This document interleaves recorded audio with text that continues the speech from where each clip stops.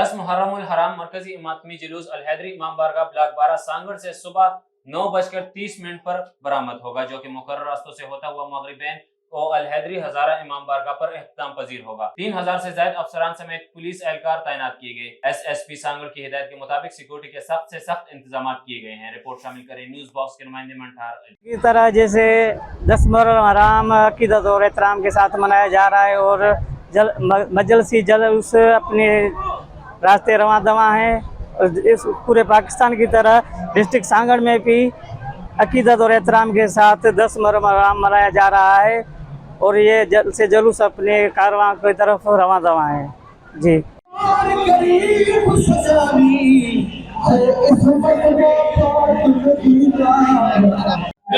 के हवाले से क्या कहना चाहेंगे सिक्योरिटी के हवाले से?